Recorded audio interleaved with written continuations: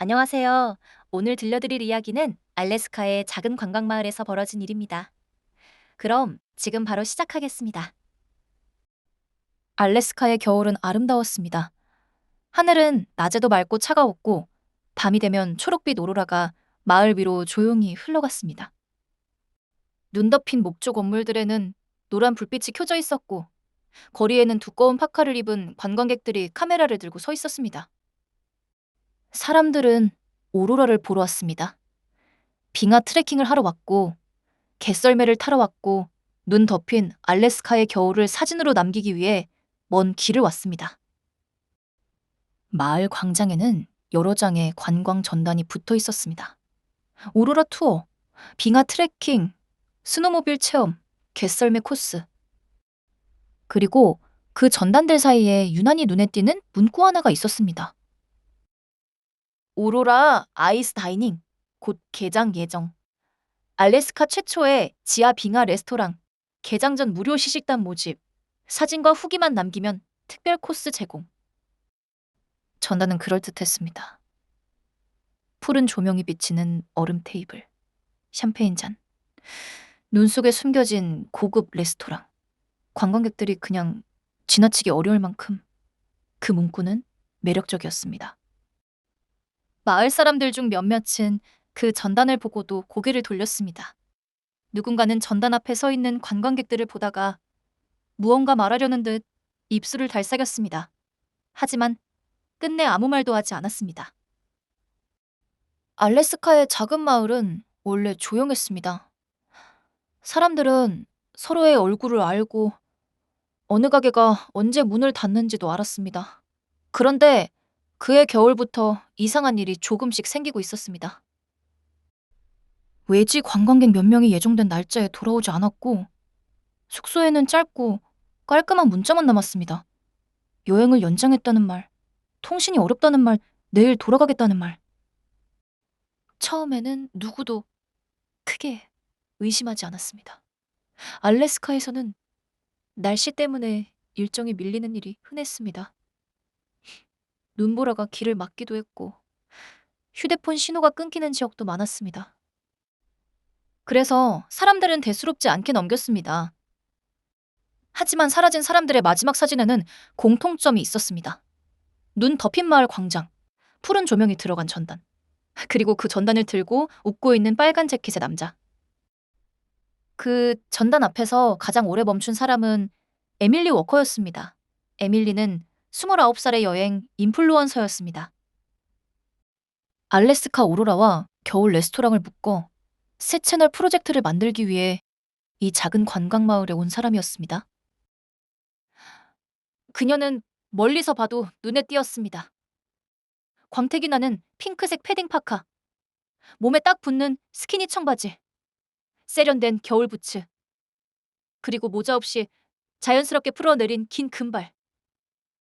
추운 알래스카 한가운데서도 그녀는 마치 팝스타처럼 보였습니다.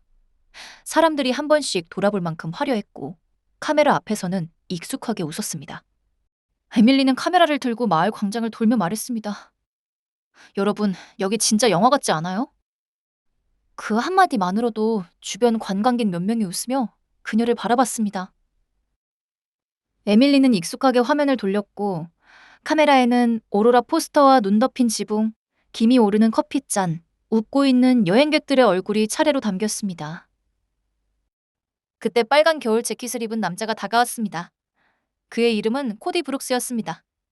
눈발 속에서도 유난히 밝게 웃는 남자였습니다. 그의 손에는 지하빙하 레스토랑 무료 시식 전단이 들려 있었습니다. 코디는 관광객들에게 친절하게 말을 걸었습니다. 오늘만 받는 특별한 시식단이 있다고 했습니다. 아직 일반 손님은 들어갈 수 없고 홍보용으로 초대받은 사람만 갈 수 있다고 했습니다. 조건도 간단했습니다. 사진 몇 장과 후기 하나. 그게 전부라고 했습니다. 에밀리의 눈이 반짝였습니다. 이거 영상으로 찍으면 대박이겠는데요? 그 말에 옆에 있던 젊은 부부가 관심을 보였습니다. 친구끼리 여행 온 남녀 2명도 다가왔습니다. 알래스카에서만 볼 수 있는 지하빙하 레스토랑. 그 말은 관광객들의 호기심을 건드리기에 충분했습니다. 하지만 모두가 웃은 것은 아니었습니다. 제이크 밀러는 전단을 한번 보고 코디를 한번 보고 멀리 세워진 벤을 바라봤습니다. 그는 34살의 전직 소방관이었습니다. 키가 크고 단단한 체격에 말수가 많지 않은 남자였습니다. 제이크는 레스토랑 치고는 설명이 부족하다고 느꼈습니다. 위치도 이상했고 안내도 지나치게 가벼웠습니다. 하지만 코디는 그런 의심까지도 준비했다는 듯 웃었습니다. 그래서 특별한 겁니다. 알래스카잖아요. 조금 떨어진 곳에는 회색 머리의 노인이 서 있었습니다. 로버트 헤이스. 겉으로는 혼자 오로라를 보러 온 은퇴 관광객처럼 보였습니다. 낡은 어두운 겨울 코트, 울 머플러, 오래 신은 부츠. 그는 조용했고 눈에 띄려 하지 않았습니다. 하지만 그의 눈은 달랐습니다. 로버트는 코디의 빨간 재킷을 보았습니다. 손목 밴드도 보았습니다. 전단을 나눠주는 손의 버릇도 보았습니다. 그리고 벤의 번호판을 아주 짧게 확인했습니다. 그는 이 남자를 처음 본 것이 아니었습니다. 최근 몇 주 동안 알래스카 북부 관광지에서 외지인들이 사라지고 있었습니다. 처음에는 일정 변경처럼 보였습니다. 누군가는 오로라 투어를 연장한다고 메시지를 남겼고, 또 누군가는 통신이 안 된다는 짧은 문자를 남겼습니다. 하지만 이상했습니다. 그들이 마지막으로 받은 홍보 전단은 모두 같았습니다. 지하 빙하 레스토랑 무료 시식. 로버트는 DEA 고위 수사관이었습니다. 그는 알래스카 북부 마약 유통망을 몇 달째 추적하고 있었습니다. 그리고 코디 브룩스라는 홍보꾼이 실종자들의 마지막 동선에 반복해서 나타난다는 사실을 이미 확인한 상태였습니다. 로버트는 그날 우연히 관광객들 사이에 있었던 것이 아니었습니다. 그는 일부러 그 무리에 섞였습니다. 벤이 어디로 가는지 직접 확인하기 위해서였습니다.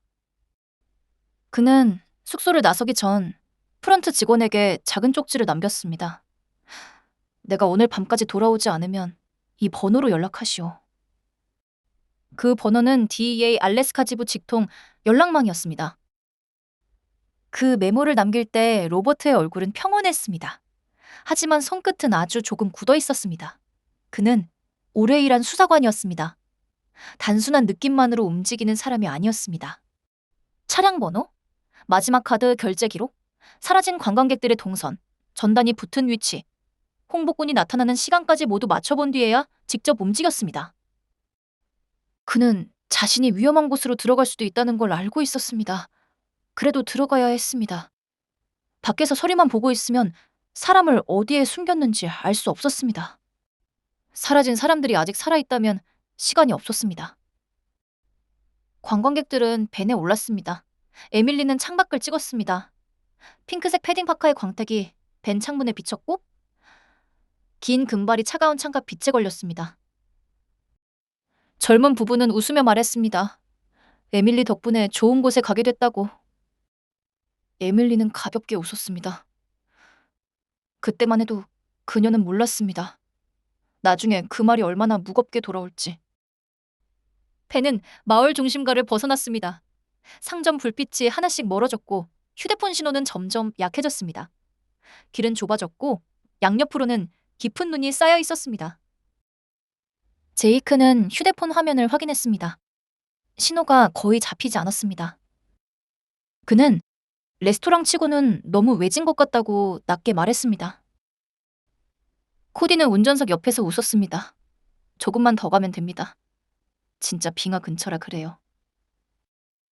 로버트는 말없이 앉아 있었습니다. 하지만 그의 눈은 계속 움직였습니다. 차량 내부 구조, 운전자의 손, 밖으로 지나가는 송전시설, 깊은 눈길로 이어지는 외딴 도로. 벤은 한참을 달린 뒤 빙하 절벽 아래에 멈췄습니다. 길은 이미 관광 코스라고 부르기 어려운 곳까지 들어와 있었습니다. 멀리 마을 불빛은 보이지 않았고 바람이 눈가루를 낮게 밀고 지나갔습니다. 벤 안에서는 웃음소리가 조금씩 줄었습니다. 처음엔 창밖을 찍던 사람들이 어느 순간 휴대폰 화면만 들여다보고 있었습니다. 신호 표시가 사라졌다가 한 칸 떴다가 다시 사라졌습니다. 에밀리도 그제야 이상함을 느꼈습니다.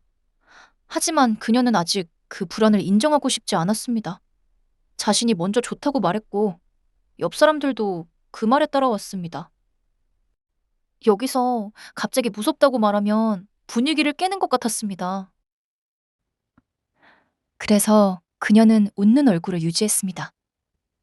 카메라를 들고 창밖에 눈길을 찍고 특별한 장소에 가는 것처럼 말했습니다.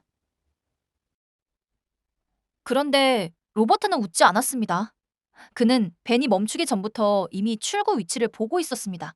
차량문 잠금 장치, 운전석 옆 남자의 손, 뒤쪽 창문에 비친 코디의 표정. 그 모든 것이 보통 관광 안내와는 달랐습니다. 그곳에는 낡은 시설 입구가 있었습니다. 입구 위에는 푸른 조명을 받은 간판이 걸려 있었습니다. 오로라 아이스 다이닝, 곧 개장 예정? 관광객들은 감탄했습니다. 정말 얼음 동굴처럼 보였습니다. 입구 안쪽은 푸른 빛으로 물들어 있었고 벽에는 오로라 사진이 걸려 있었습니다. 얼음처럼 보이는 테이블이 놓여 있었고 촬영용 접시와 샴페인 잔도 준비되어 있었습니다. 에밀리는 카메라를 켰습니다. 푸른 조명 아래 핑크색 패딩 파카가 더 선명하게 빛났습니다. 모자를 쓰지 않은 긴 금발이 어깨 위로 흘러내렸고 그녀는 화면 앞에서 자연스럽게 웃었습니다.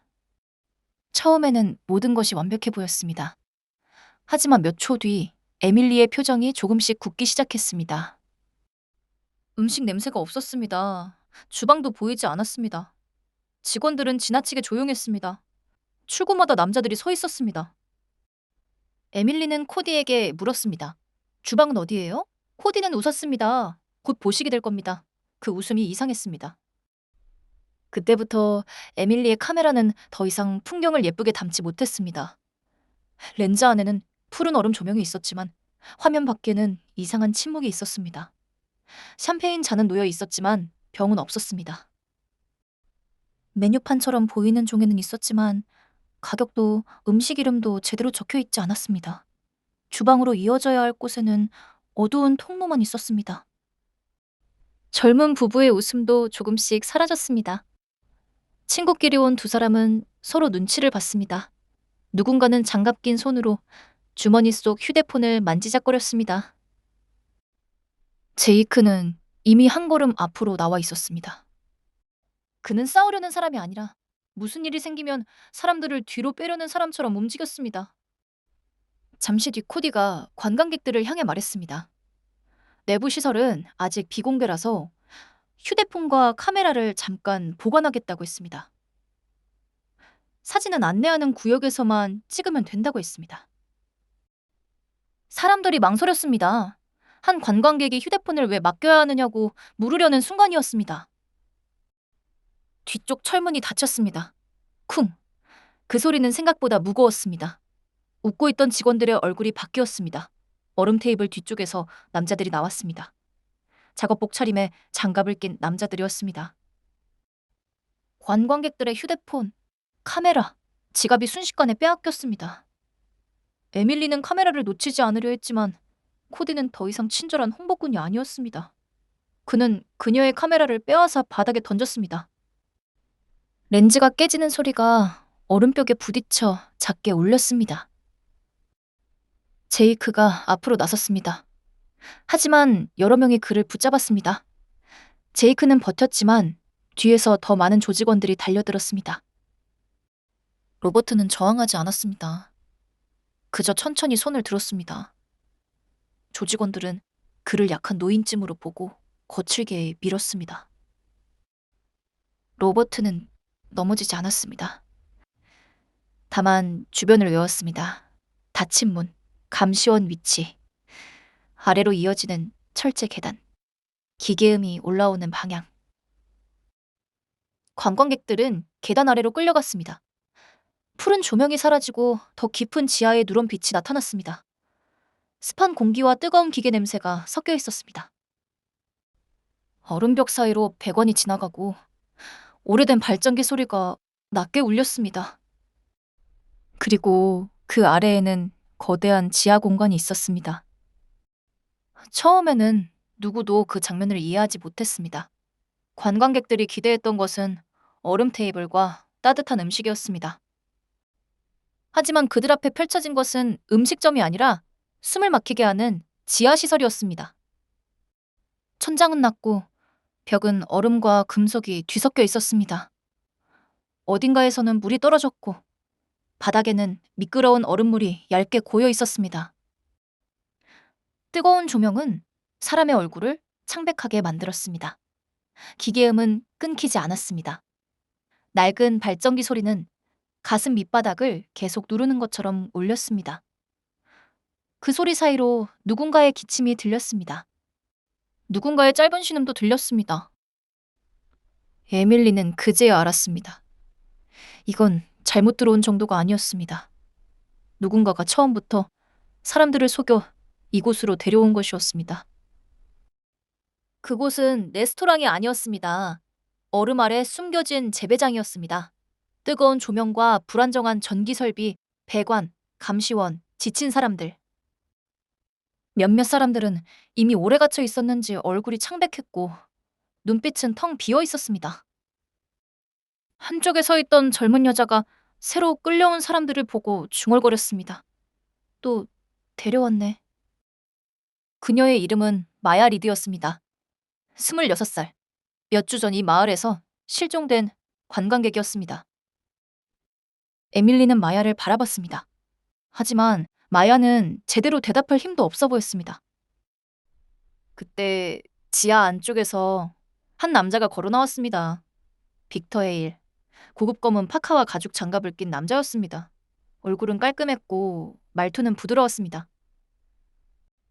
하지만 그의 눈에는 사람을 사람으로 보지 않는 차가움이 있었습니다. 빅터는 관광객들을 천천히 훑어봤습니다. 밖은 영하 30도지만 여긴 따뜻하니 운이 좋다고 말했습니다. 그러나 그 따뜻함은 호의가 아니었습니다. 그가 관광객들에게 요구한 것은 노동이었습니다. 누군가 떨리는 목소리로 항의했습니다. 우린 돈 내고 온 손님이에요. 빅터는 표정 하나 바꾸지 않았습니다. 손님은 위에 있는 가짜 식당에서 끝났습니다. 그는 한 걸음 가까이 다가왔습니다. 여기 내려온 순간부터 여러분은 숫자입니다. 지하의 공기가 차갑게 굳었습니다. 그날부터 지옥이 시작되었습니다. 시간 감각은 빠르게 무너졌습니다. 지하에는 아침도 밤도 없었습니다. 조명이 켜지면 일해야 했고 조명이 흔들리면 더 빨리 움직여야 했습니다. 잠을 자는 곳은 따뜻한 방이 아니라 얼음벽 옆에 좁은 바닥이었습니다. 젖은 장갑은 마르지 않았고 젖은 양말은 발끝부터 얼어붙었습니다. 관광객들은 서로의 이름을 제대로 기억하기도 전에 번호처럼 불렸습니다.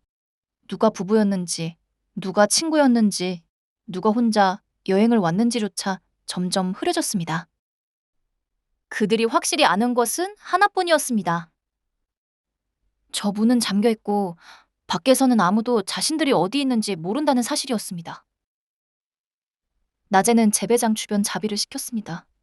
무거운 상자를 옮기고 얼음 바닥에 흘러내린 물을 닦고 뜨거운 조명 아래에서 쓰러지지 않으려 버텨야 했습니다. 자세한 작업 내용은 그들도 몰랐습니다. 그저 지하 안쪽의 불법 설비가 계속 돌아가야 한다는 것. 조직원들이 배관과 전기를 신경질적으로 확인한다는 것. 그리고 로버트가 그 설비를 보자마자 얼굴이 굳었다는 것만 알 수 있었습니다. 로버트는 낮게 말했습니다. 이건 단순한 마약 사건이 아니야. 에밀리는 그를 바라봤습니다. 로버트는 짧게 덧붙였습니다. 연방 사건이지. 그 말의 뜻을 에밀리는 완전히 이해하지 못했습니다. 하지만 로버트의 목소리에 담긴 무게는 느낄 수 있었습니다. 제이크는 지친 사람들을 챙겼습니다. 쓰러진 사람의 호흡을 확인하고 얼어붙은 손을 문지르고 다친 사람을 벽에 기대게 했습니다. 겁먹어도 돼. 근데 멈추면 안 돼. 그는 계속 그렇게 말했습니다. 첫날 노동이 끝날 무렵 젊은 관광객 한 명이 바닥에 쓰러졌습니다. 춥고 배고프다며 더는 못하겠다고 했습니다. 제이크가 달려가 호흡을 보았습니다. 에밀리도 다가가려 했지만 조직원이 막았습니다. 빅터가 천천히 걸어왔습니다. 그는 쓰러진 관광객을 내려다보며 말했습니다. 여기서 제일 먼저 배우는 규칙이 뭔지 압니까? 아무도 대답하지 못했습니다. 빅터는 장갑 낀 손으로 주변을 가리켰습니다. 손이 멈추면 난방도 멈춘다. 조직원 하나가 어딘가로 움직였습니다. 구체적으로 무엇을 만졌는지는 보이지 않았습니다. 다만 지하 한쪽 조명이 흔들렸고 차가운 공기가 바닥을 타고 밀려왔습니다. 관광객들이 몸을 움츠렸습니다. 에밀리의 입김이 하얗게 터졌습니다. 화려하던 핑크색 패딩 파카 위로 얼음 먼지가 내려앉았습니다. 에밀리는 쓰러진 관광객을 바라보다가 주먹을 움켜쥐었습니다. 처음으로 분노보다 책임감이 앞섰습니다. 자기가 좋다고 했습니다. 자기가 이걸 영상으로 찍으면 대박이겠다고 했습니다. 그 말을 듣고 따라온 사람들이 있었습니다. 젊은 부부도 친구 여행객도 그 안에 있었습니다. 에밀리는 떨리는 목소리로 말했습니다.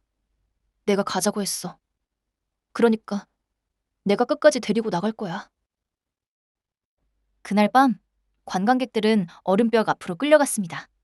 망치가 하나씩 손에 쥐어졌습니다. 조직은 지하 공간을 더 넓혀야 한다며 얼음벽을 깨게 했습니다. 쾅! 쾅! 얼음 조각이 튀었습니다. 손이 얼어붙었습니다. 숨은 하얗게 터졌습니다. 에밀리의 핑크색 패딩 파카에도 얼음 가루가 쌓였습니다. 처음엔 팝스타처럼 반짝이던 옷이 이제는 지하의 차가운 조명 아래에서 생존자의 옷처럼 보였습니다. 하지만 그녀는 모자를 쓰지 않은 채 긴 금발을 뒤로 넘기고 다시 망치를 들었습니다. 마야가 옆에서 낮게 말했습니다. 여기서는 날짜보다 망치 소리가 먼저 기억나. 마야는 처음엔 내일이면 나갈 줄 알았다고 했습니다. 그 다음엔 일주일을 세웠고 어느 순간부터 날짜를 세지 않게 됐다고 했습니다. 그 말에는 체념이 묻어 있었습니다. 그러다 마야가 얼음벽 한쪽을 가리켰습니다.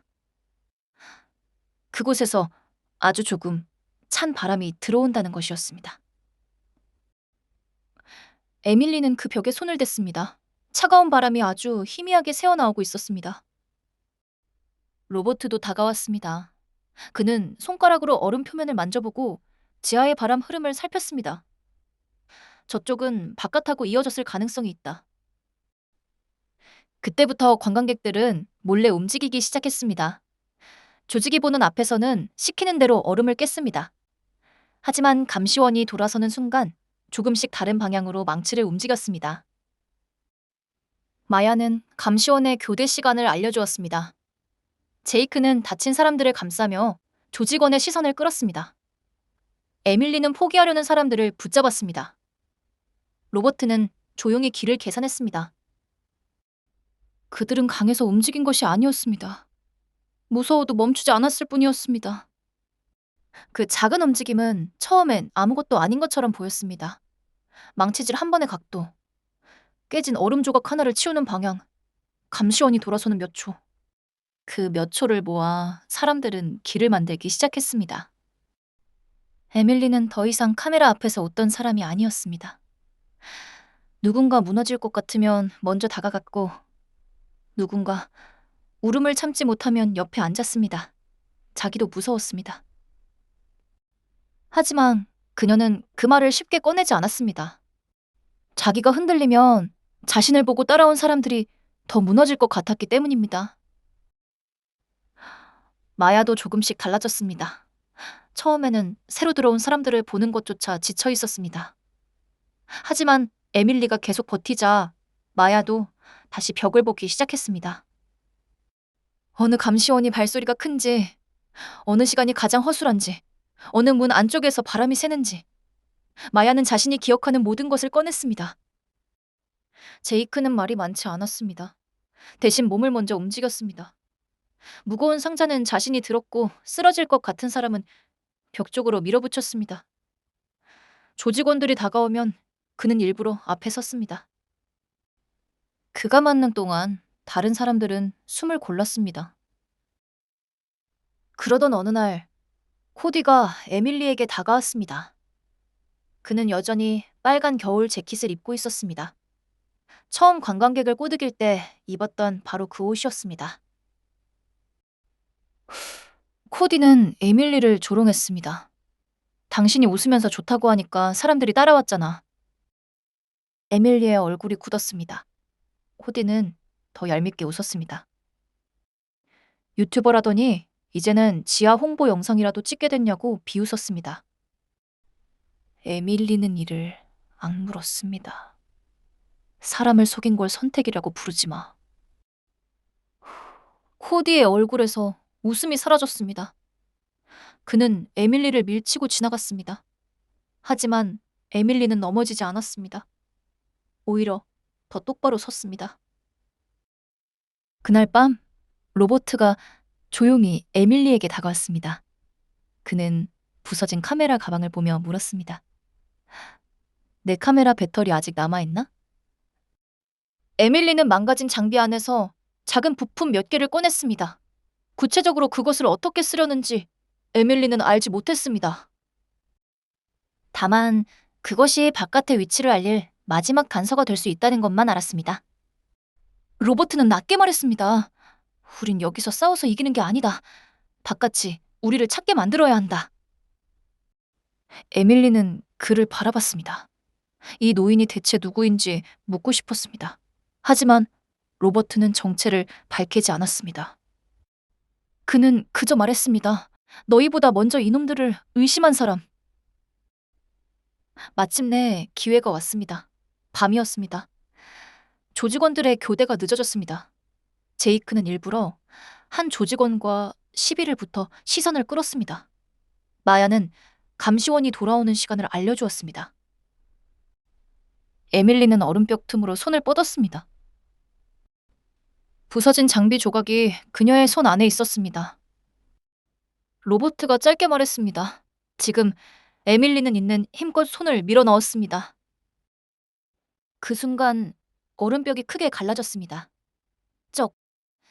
소리와 함께 차가운 공기가 지하로 쏟아져 들어왔습니다.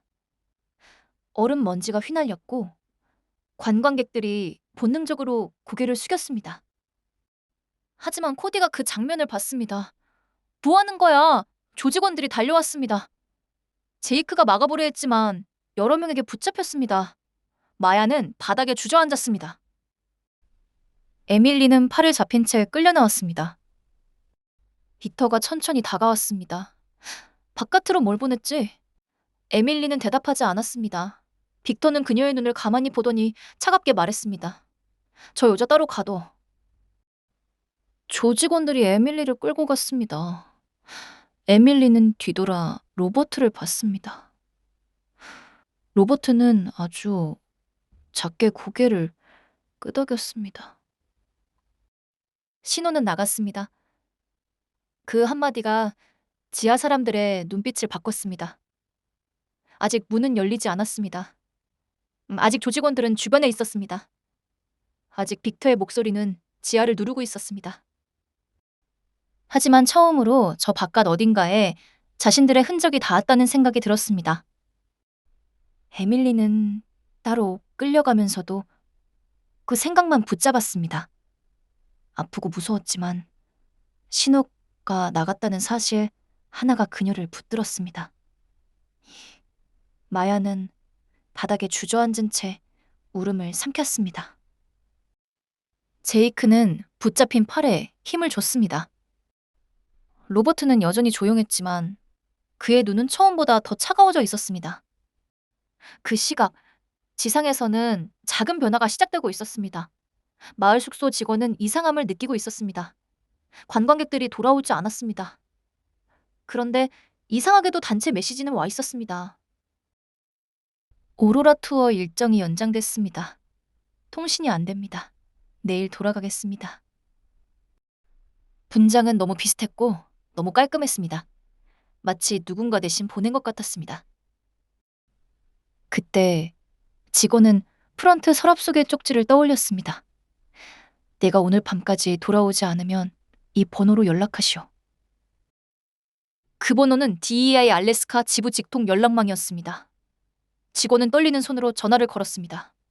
그 시각 DEA 사무실에서는 이미 실종자 파일들이 펼쳐져 있었습니다. 마지막 카드 결제 장소, 숙소 CCTV, 사라지기 전 받은 홍보 전단. 공통점은 하나였습니다. 오로라 아이스 다이닝. 그때 희미한 위치 신호가 잡혔습니다. 동시에 송유관 보안팀에서도 비정상적인 연료 손실과 시설 이상을 보고했습니다. 이제 사건은 단순한 관광객 실종이 아니었습니다. 감금, 마약 조직, 국가 기반 시설 침해, 외지인을 노린 조직 범죄. 검은 SUV들이 눈길을 달리기 시작했습니다. 헬기가 이륙했습니다. 알래스카 주경찰이 도로를 막았습니다. 송유관 보안팀 차량들도 움직였습니다. 눈보라는 거세지고 있었습니다. DEA 사무실 안의 분위기는 순식간에 바뀌었습니다. 실종 사건 파일은 더 이상 종이 위의 사건이 아니었습니다. 희미한 위치 신호가 잡힌 순간 그것은 살아있는 사람들의 구조 요청이 되었습니다. 우전이 이어졌습니다. 위치 확인, 도로 차단, 헬기 준비, 의료팀 대기, 알래스카 주경찰과 송유관 보안팀에도 연락이 들어갔습니다. 누군가는 지도 위에 표시를 찍었고 누군가는 마지막 통신 기록을 다시 확인했습니다. 로버트가 남긴 메모는 작은 종이 한 장이었지만 그 종이 한 장이 지상 전체를 움직였습니다. 눈보라가 길을 막고 있어도 이미 작전은 시작되고 있었습니다. 지하에서는 빅터가 뭔가 잘못됐다는 걸 눈치챘습니다. 지상 감시원이 연락을 받지 않았습니다. 외부 CCTV가 하나씩 꺼졌습니다. 도주용 스노모빌도 움직이지 않았습니다. 빅터가 소리쳤습니다. 증거 치워. 사람들을 옮긴다. 오늘 밤 이 시설 버린다. 그 순간 지상에서 확성기 소리가 울렸습니다. DEA다. 시설 안의 모든 인원은 즉시 무기를 버리고 엎드려라. 조직원들이 얼어붙었습니다. 헬기 탐조등이 가짜 레스토랑 간판을 정면으로 찍었습니다. 오로라 아이스 다이닝. 곧 개장 예정. 푸른 얼음 조명 아래 반짝이던 간판은 이제 관광 명소가 아니었습니다. 수사 현장의 표적이었습니다. 눈밭 위로 검은 SUV들이 반원 형태로 멈춰 섰습니다. 차량 문이 열리고 DEA 전술팀과 FBI 요원, 알래스카 주경찰, 송유관 보안팀이 동시에 내렸습니다. 차량 문이 닫히는 소리가 눈밭 위에 낮게 깔렸습니다. 지상 입구는 완전히 포위됐습니다. 그 장면은 지하에 있던 조직원들이 평생 본 적 없는 광경이었습니다. 그들이 믿었던 것은 외딴 위치였습니다. 눈보라였습니다. 휴대폰 신호가 잡히지 않는 설원이었습니다. 그런데 지금 그 설원 위로 연방 요원들이 들어오고 있었습니다. 검은 방안 전술복을 입은 대원들은 소리치며 흩어지지 않았습니다. 정해진 위치로 움직였습니다. 한 팀은 입구를 장악했고 한 팀은 차량을 차단했습니다. 알래스카 주경찰은 도로를 막았고 송유관 보안팀은 위험 설비가 이어진 방향을 확인했습니다. 구조대는 담요와 들 것을 준비했습니다. 이 작전의 목적은 단순히 범죄자를 잡는 것이 아니었습니다. 안에 갇힌 사람들을 먼저 살려내는 것이었습니다. 그래서 움직임은 차가웠지만 방향은 분명했습니다. 문을 열고 사람을 빼내고 도주로를 막고 증거를 확보하는 것. 그 순서가 흔들리지 않았습니다. 빅터는 지하문을 잠그라고 지시했습니다. 문 닫아. 누구도 못 들어오게 해. 하지만 그때 다른 쪽에서 폭음이 들렸습니다. 쾅. 관광객들이 몰래 약하게 만들어둔 얼음 통로 쪽으로 구조팀이 진입했습니다. 제이크가 안쪽에서 문을 밀고 구조팀이 바깥에서 당겼습니다. 얼음문이 갈라졌습니다. 빛이 들어왔습니다. 마야가 그 빛을 보고 울음을 터뜨렸습니다. 진짜 밖이야. 감금자들이 하나둘 빠져나왔습니다. 담요가 덮였고 부상자들이 옮겨졌습니다. 어떤 사람은 빛을 보자마자 주저앉았습니다. 어떤 사람은 담요를 덮어줘도 계속 떨었습니다. 한 젊은 남자는 밖으로 나오자마자 눈을 손으로 만졌습니다. 그 차가운 눈이 이렇게 반가울 줄은 몰랐다는 얼굴이었습니다. 구조대원들은 이름을 물었습니다. 다친 곳을 물었습니다.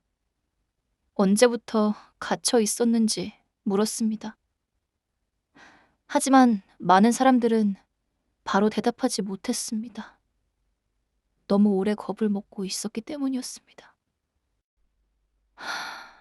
마야는 바깥 공기를 들이마시자마자 울음을 터뜨렸습니다. 그 울음은 무너지는 소리가 아니라 다시 살아난 사람이 내는 소리였습니다. 그 틈에 코디가 도망치려 했습니다. 하지만 그는 빨간 겨울 재킷을 입고 있었습니다. 사람들을 유인할 때 입었던 그 재킷. 처음에는 관광객 눈에 잘 띄기 위한 옷이었지만 이제는 눈보라 속에서 가장 먼저 들키는 표식이 되었습니다. 코디는 눈밭을 띄웠습니다. 하지만 빨간색은 너무 선명했습니다. 로버트가 그의 손목을 붙잡았습니다. 코디는 늙은이라며 욕을 하려 했습니다. 로버트는 품에서 수갑을 꺼냈습니다. 철컥. 그리고 차갑게 말했습니다. 로버트 헤이스, 네 아이다. 코디의 얼굴이 하얗게 질렸습니다. 그는 이제서야 자신이 잡혀든 관광객이 누구였는지 깨달았습니다. 로버트는 그의 손목을 더 단단히 잡고 말했습니다. 너희가 잘못 고른 관광객이지. 코디는 그제야 모든 장면을 거꾸로 떠올렸습니다. 마을 광장에서 자신을 조용히 보던 노인, 배난에서 말없이 앉아있던 노인, 지하에서 일부러 약한 척하던 노인. 그 모든 장면이 한꺼번에 그의 얼굴 위로 지나갔습니다. 그는 자신이 사람들을 골랐다고 믿었습니다. 겁 많아 보이는 관광객 영상에 들뜬 인플루언서. 혼자 온 노인, 그렇게 쉬운 먹잇감만 태웠다고 생각했습니다. 하지만 그날 벤에 옳은 사람 중 한 명은 먹잇감이 아니었습니다. 그들을 잡으러 들어온 사람이었습니다. 지하 안쪽에서는 DIA의 전술팀이 재배장을 장악하고 있었습니다. 조직원들은 하나둘 바닥에 엎드렸고 감금자들은 구조팀의 안내를 받아 빠져나갔습니다. 송유관 보안팀은 위험한 불법 설비를 봉쇄했습니다. 구체적인 범행 방식은 드러나지 않았습니다.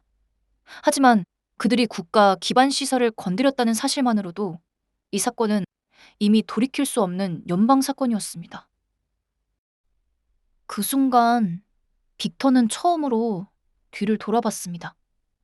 방금 전까지만 해도 자기 손짓 하나에 움직이던 조직원들이 이제는 전술팀의 명령에 바닥에 엎드려 있었습니다. 그가 왕국이라 부르던 지하 공간은 더 이상 그의 것이 아니었습니다. 뜨거운 조명 아래 숨겨져 있던 재배장은 무전소리와 탐조등 아래 드러났고 철문으로 사람들을 가두던 통로는 구조대가 사람들을 살려내는 길이 되어 있었습니다. 빅터의 얼굴에서 처음으로 여유가 사라졌습니다. 그가 만든 시스템은 빠르게 무너지고 있었습니다. 휴대폰을 빼앗으면 된다고 믿었습니다. 문을 잠그면 된다고 믿었습니다. 눈이 내리면 흔적이 사라진다고 믿었습니다. 하지만 사람의 흔적은 그렇게 쉽게 지워지지 않았습니다. 마야가 기억한 바람, 에밀리가 밀어넣은 신호, 제이크가 끌어준 몇 초, 로버트가 남긴 메모, 그 작은 것들이 모여 빅터가 만든 지하 왕국의 천장을 깨고 있었습니다. 빅터는 처음으로 깨달았습니다. 자기가 사람들을 숫자로 만들었다고 생각했지만 사실은 그 숫자 하나하나가 증거가 되고 있었다는 것을. 하지만 그는 아직 잡히지 않았습니다. 그는 핵심 장부와 현금 가방을 들고 더 깊은 비상 통로로 도망쳤습니다. 장부에는 사라진 관광객들의 이름, 가짜 근무 기록, 연료 손실을 숨기기 위한 허위 문서가 들어있었습니다. 사람을 사람으로 보지 않고 숫자로만 다뤄온 그의 죄가 종이 위에 그대로 남아있었습니다. 빅터는 에밀리를 발견했습니다. 그녀는 마야와 함께 부상자를 끌어내고 있었습니다. 핑크색 패딩은 더러워지고 구겨졌지만 그녀의 눈빛은 처음보다 훨씬 또렷했습니다. 빅터가 낮게 말했습니다. 내가 없었으면 아무 일도 없었어. 에밀리는 물러서지 않았습니다. 아니, 당신이 사람들을 가뒀기 때문에 끝난 거야. 빅터가 다가오려는 순간 제이크가 막아섰습니다. 둘은 얼음 바닥 위에서 몸싸움을 벌였습니다. 그때 바닥 아래에서 갈라지는 소리가 났습니다. 쩍! 천장에서 물방울이 떨어졌고 얼음벽 일부가 무너졌습니다. 지하 시설이 흔들리기 시작했습니다. 로버트가 전술팀을 향해 외쳤습니다. 사람부터 빼! 에밀리는 도망치지 않았습니다. 그녀는 마야와 함께 아직 남아있는 사람들을 끌어냈습니다. 마야가 떨리는 목소리로 말했습니다. 그런데 당신이 버티니까 나도 다시 믿게 됐어. 에밀리는 아무 말 없이 마야의 손을 더 세게 잡았습니다. 빅터는 비상 통로를 통해 지상으로 도망쳤습니다.